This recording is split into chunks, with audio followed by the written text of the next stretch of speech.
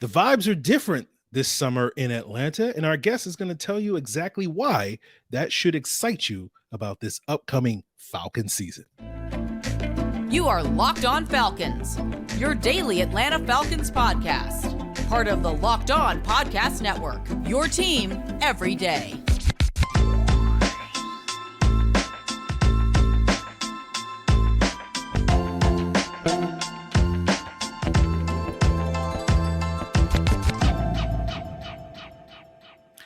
So welcome back to this illustrious Locked On Falcons podcast, your daily Atlanta Falcons podcast, part of Locked On Sports Atlanta, your team every day. And if you don't know me, I'm your very humble host, Aaron Freeman, a.k.a. Mr. Drew, a.k.a. Sirius Black, formerly the founder of FalcFans.com, RIP, covering the Falcons for many years.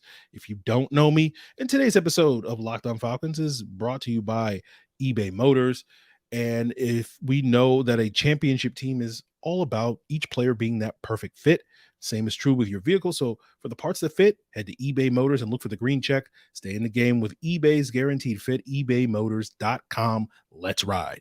eBay Guaranteed Fit only available to U.S. customers, eligible items only, exclusions apply.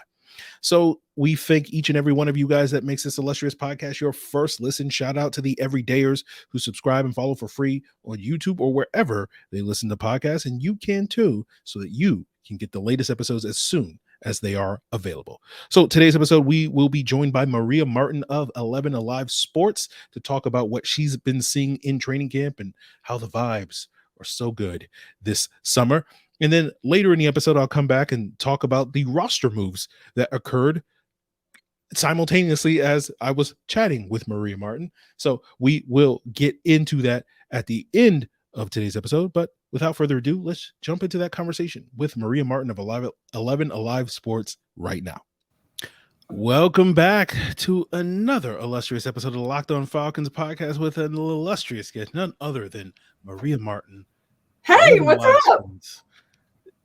Always enjoy Maria coming on the show. She's been running around training camp all week long, and we'll get her insight into that coming up on today's episode. But Maria, there's football back tonight. The Jets and the Browns are facing off in the Hall of Fame game. Are you excited that football is officially back? I mean, is the sky blue? Yes, I love football. It's my favorite time of year. I always love joining this podcast, by the way, Aaron. It's great to see your face. I'm so excited. It is super crazy, but every time I think about how crazy it is, I'm just so blessed that football is back because it is the best time of the year. It doesn't matter if it's a Hall of Fame game. It doesn't matter if it's some random college game on a Thursday night. Like, I want football back, so I'm glad it's back. Absolutely. So football has been back in Falcons training camp for a little over a week, and you've been running around all these practices. And I guess I'll lob you the sort of generic question, what or who has kind of stood out for you these last couple of days in training camp? Yeah, look, I really hate to pull the Arthur Smith, but it's hard to single out just a couple of guys. I know he loves to say that, but it's true because I was literally just talking to someone in Athens. I came from the Georgia Bulldogs, just started their fall camp. So I was there today and I just was talking to someone about the Falcons. They were asking me, what do I think? Well, this is my fourth season covering the team, and this is the first time that things actually feel different. And what I mean by that is there are really high expectations for this team and the acquisitions that they got in the offseason and what they were able to do, away from the building. You're starting to see the fruits of that labor. In year 3 of what Arthur Smith and Terry Fonda are calling a 3-year plan, this is when you should, in essence, see this team get a lot better.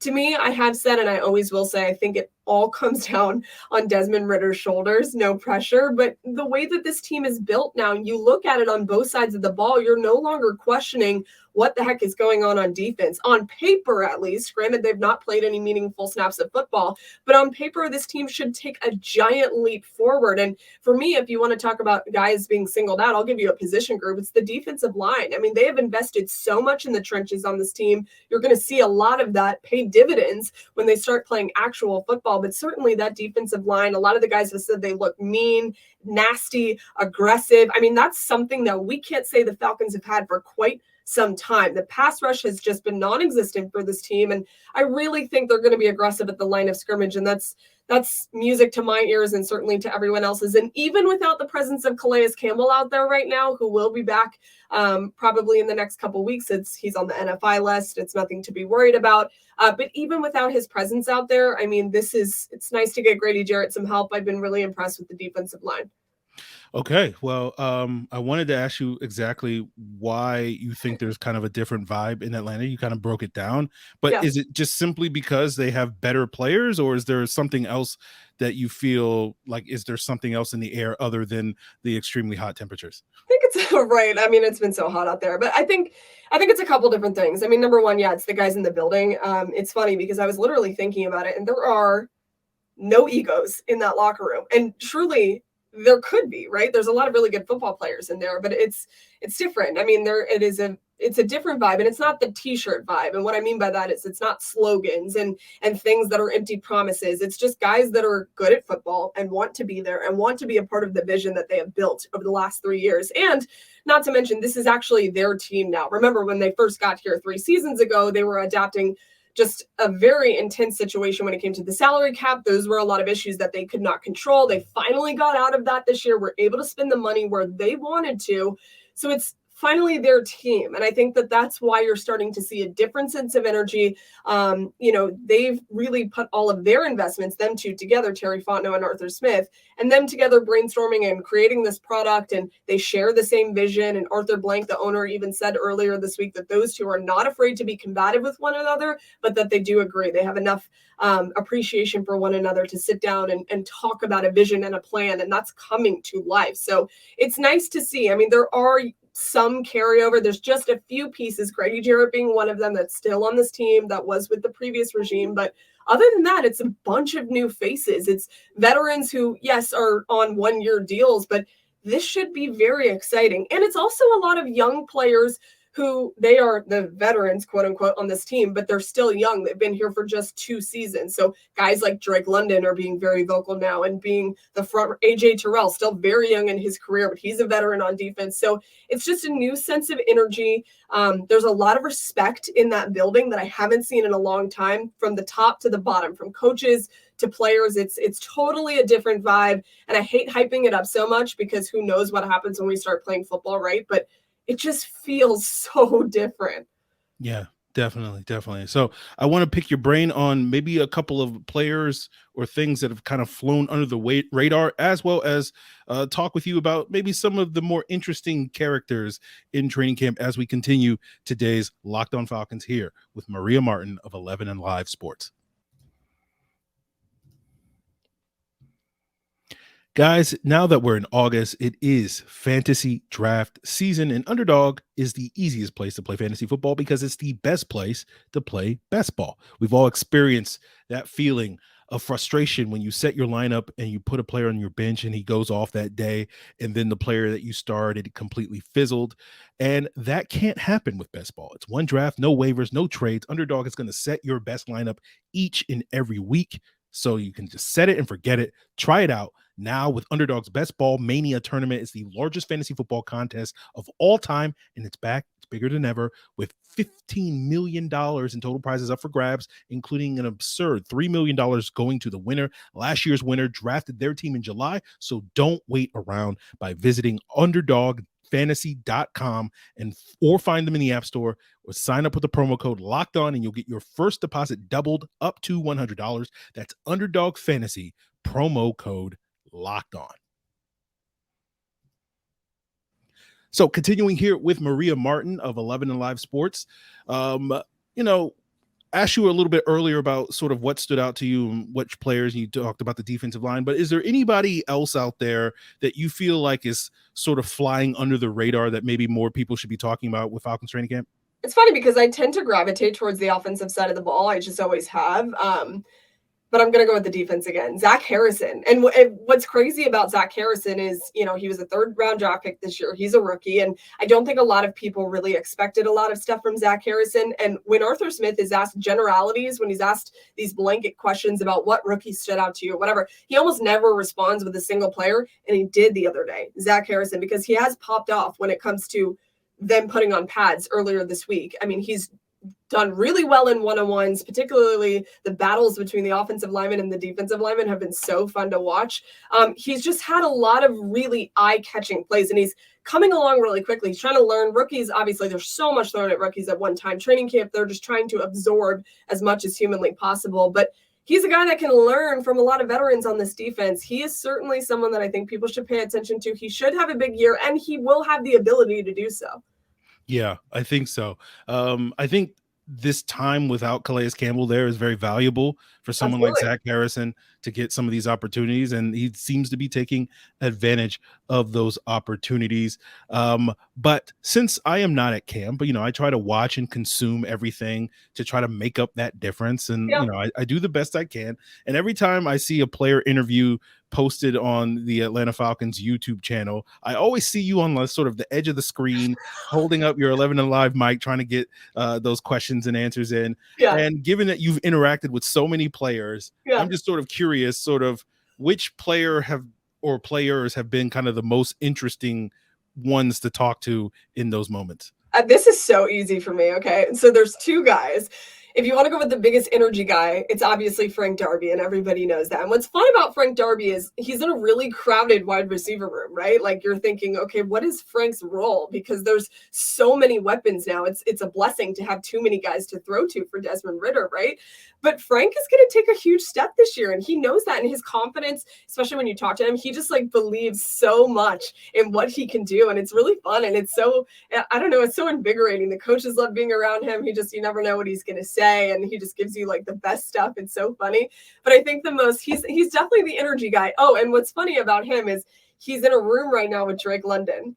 And Drake said that at night when the lights go out, and that's their sign in their room to go to sleep, is when the lights go out, everyone be quiet, it's time to go to bed. He said he can hear Frank giggling in his room. And I was just like, wow, this is so on brand for Frank. He's such an energy guy. And he just keeps things loose at practice, which sometimes you forget about. I mean, the NFL is a business, and it's a lot different than college, but it is nice to see somebody like loosen people up a little bit. The most interesting, hands down, is Mack Hollins. I mean, I've never covered someone like this in my career, and I'm so blessed to be around him because I feel like I'm actually learning from Mack every time I talk to him.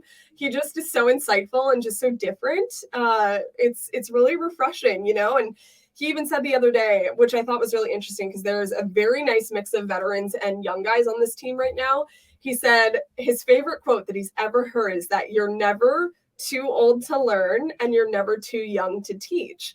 And he said that is really the mantra that I'm going with for this team because he's new. And there are a lot of younger guys that he said I look at and they teach me things every day.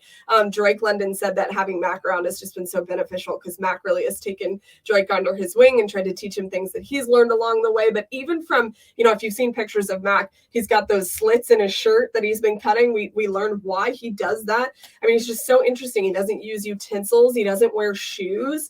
He actually doesn't wear shoes at all around the building at training camp, which is very fascinating. Now the facility is very clean, so it's great. People are going to be weirded out by that, but it's very clean. He went into the Mack store at the Mall of Georgia the other day with no shoes on in like a little crop top. He's just different. I found out he doesn't like to watch movies with real people in it. He's a big anime guy. He loves anime, but he also likes like The Lion King because it's not real people. And the reason for that is that he doesn't want to watch an actor or actress that's done something in their personal life to make him like have a grudge against them. Or if they're in a funny movie and they have a serious role, oh, that's the funny guy. Right. Like it's so fascinating. I could talk to him for hours because I'm like, why are you the way that you are? And I love it. And I just want to find out more from Max. So it's great. And he's just a really cerebral player too. He's got a lot of experience in the league. He brings an instant veteran presence to the wide receiver room who, Drake, obviously people think about him and he's been there, but he's still so young. And so to have a guy like Mack, who's been around, been on a couple teams in the league, it's been super great to watch that relationship grow. And they all said he was instantly kind of the vocal guy. And he just said, I'm just kind of doing my thing. And if that's being the vocal leader and being the instant leader, then great. And so I can't wait to learn more about Mack. It's awesome. Yeah. I've heard some of the crazy stuff that Mack Hollins has said, and you even added more crazier things that I hadn't heard yet. And I'm like, wow, all of this has come out in like the last 7 days. That's ridiculous. Yeah, I know. how just every time you put a microphone in front of Mack Hollins, you have no idea what he's going to say, and each thing is crazier than the next. It's so awesome because there will be guys at training camp. So how training camp works with the Falcons is they'll bring the players outside of the rooms, right after. So they're all kind of going at the same time. And I may be the only one, but I think when there's bigger players or more people just want to talk to them more, they're all over there. All the reporters are over there. And I'm like, oh, Mack's over there. I got to go run over there because I just want to go talk to him because he's just so interesting. And it's hilarious. Like, I've never covered I've covered some interesting dudes, but this guy he's out there. I love it. Okay. So let's wrap up and talk about what you're looking forward to for the rest of training camp. Like what are the things that you think Falcon fans should be paying attention to, or what are just certain things that you're interested in, invested in seeing, over the next, I guess, month that we have of training camp? It feels like possible. Yeah, it feels like so much has happened, but it's like we're like a fraction of the way through. We are a fraction of the way through. We're only just a couple of padded practices through too, which is promising, right? Because I think the first couple of practices people were trying to freak out about Desmond Ridder, and I've just always said pump the brakes, especially with a guy like that. He doesn't have a lot of starting experience in the NFL. You don't need to hold Desmond's hand, but he is still learning and he's still growing. And I think that people need to allot him that time. That's not to say he's not going to be great this year. I think, again, all rests on Desmond's shoulders. I think the season is totally up to him. But I'm interested in seeing how he continues to grow, because to me, honestly, yes, he's made mistakes in training camp. That's called being a very young quarterback in the NFL. It's just going to happen, but it's how you respond to those mistakes is what I'm looking for. Nothing's going to be perfect. And he's done a really good job of bouncing back and fixing things, especially in 11-on-11 and in the team periods and the live rep periods. Like, he has done a very good job of taking the note and moving forward. And that's when you get to see good signs of a growing quarterback. And I think that that's really promising. And not a lot of people talk about that. They just see the missed reps, or he overthrew a net once and everyone freaks out. Like, that stuff's going to happen, but it's how do you turn around and fix it? And he's done a good job. And I think that all the players, they're going to tell you that they have faith in him and all that stuff, but they genuinely do. There is a level of respect for him, even from the veterans. So I like that. And I'm excited to see that play out. And then, of course, I'm just as excited as everyone else to see Bijan Robinson every single day. I mean, he is everything and more as advertised. And when you think back to the draft and how furious people were, that not everybody, but how angry some people were that a running back was taken as high as he was. I mean, there is a reason. And I'm telling you, when you see him in person, you're going to be like, oh, he plays for us. Great. That's awesome. Because you can do anything you want with him. And it's cool. In talking to Michael Petrie, the running backs coach, the other day, his wheels have just been turning and how to use this kid. And one more nugget, I know I'm talking a lot, but one more nugget about them too. I said, look, we talk so much about Bijan Robinson, but what about Tyler Algier, who had a terrific year last year and is looking to grow and has constantly said he's way more comfortable because it's not his rookie season anymore. Michael Petrie actually told me that those two work better together than you would have ever imagined. They bounce off of each other. Actually, Tyler is asking Bijan questions and vice versa when Bijan's the rookie. So they feed off of each other. They learn. So that's also something I'm looking forward to watching. It's a lot of those intricacies on offense. There's so many weapons, sure, but how do they get to be plugged and played in each thing? So there's a lot going on with the Falcons, a lot of good stuff. And it's nice. It's different. I don't know if it's Arthur Smith's mustache or what. I'm totally kidding. But seeing his mustache, it's like a new vibe. I love it. Yeah, definitely. I think the point you made about Desmond Ridder is a great point. Just, we don't know exactly what he's going to be, but there's got to be some room for growth, whatever he is, good, bad, all the things in between. Like, he's a young quarterback, as you stated. And yeah, I think people here on Locked on Falcons are like tired of me talking about Bijan because I've been talking about him constantly since we drafted him. So I'm just waiting for him to play a game, and then people are like, okay, now Aaron, you can continue talking about Bijan because we all got to see him play. And like I always joke, like there's two types of people on the planet. It's people that are Bijan fans and everybody who hasn't watched him yet. And so I'm waiting for that second group to watch him. And then, yeah, he's just it's fascinating. I haven't even been around hype like this in a while either, especially with the team. And even seeing the fans at Flowery Branch on Saturday, you would have thought they just won a Super Bowl. I mean, it's unbelievable how much people believe in this team, and it's a great thing. I mean, it's so great to see people cheering for Bijan doing absolutely nothing. I mean, it's awesome. I love it. It's great for the team. It's great for the franchise. And yes, I totally am with you. There are Bijan fans and then people who haven't watched him. He's so special. And Vegas loves him as offensive rookie of the year. There's a reason why he's unbelievable. And he's the one person that I don't mind hyping up too much, because he truly is everything is advertised. And he just makes plays that rookies don't. And we're a week and a half into training camp and we've already seen that. So I can only imagine what he's going to do during the season. Absolutely.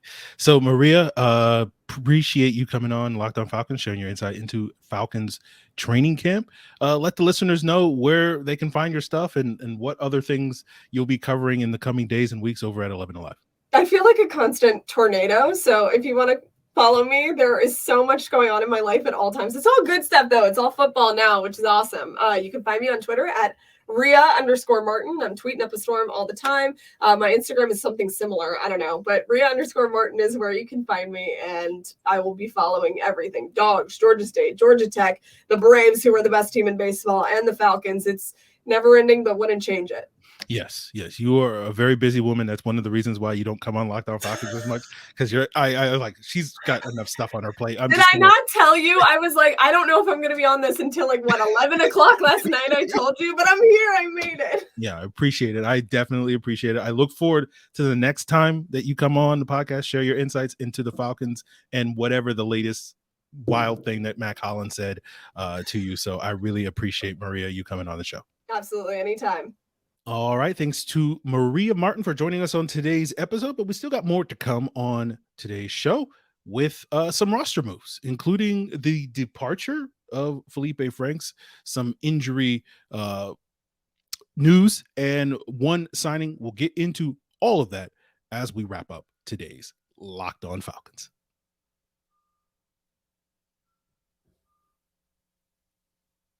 So wrapping up today's Locked On Falcons, but before we get there, I do want to let you guys know that tomorrow we will have an episode. Friday night here on YouTube, Saturday morning on your probably preferred audio platform.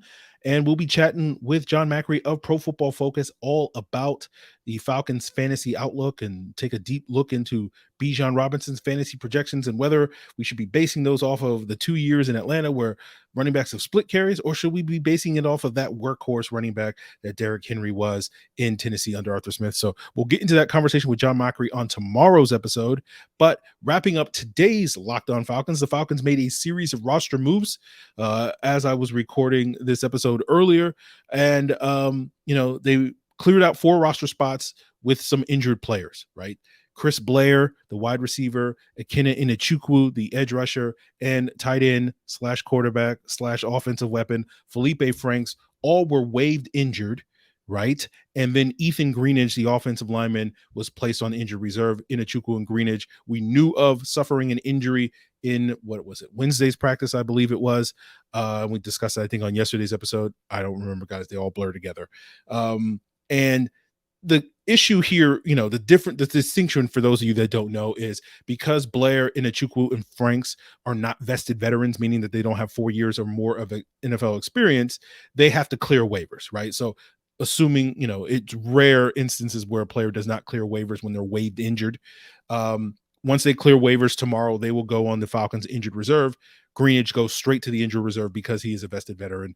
And the other tidbit that needs to be known, when you place a player on injured reserve, so all 4 of these guys, 3 of them once they clear waivers, if you place a player on injured reserve prior to final cuts, which this year is August 29th, you are basically out for the year. We know that we have the short-term injured reserve, the injured reserve designated for return, whatever you want to officially call it, where a player can go on IR for 4 weeks, or minimum of 4 weeks, and then come back from an injury.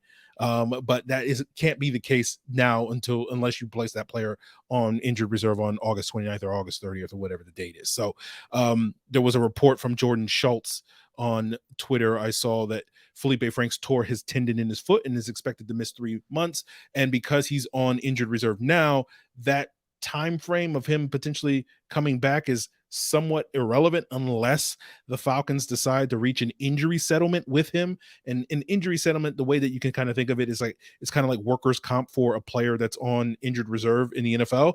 And so they pay you a little bit of money and then you can come back later at a date. So it's possible that the Falcons will reach an injury settlement with one or more of these guys, including Feleipe Franks. That typically is what happens when you put guys on IR, especially sort of these back end roster guys that were kind of already on the bubble anyway going into training camp. That typically is what teams do when they get closer to final cuts to clear cap space, unless they want to carry those guys. We'll see how committed Arthur Smith is to Feleipe Franks if they reach an injury settlement, and then potentially, you know, when he's recovered from this reported torn tendon in his foot in 3 months, you know, mid-season, does he come back to the practice squad or something along those lines? So that will be potentially something to pay attention to.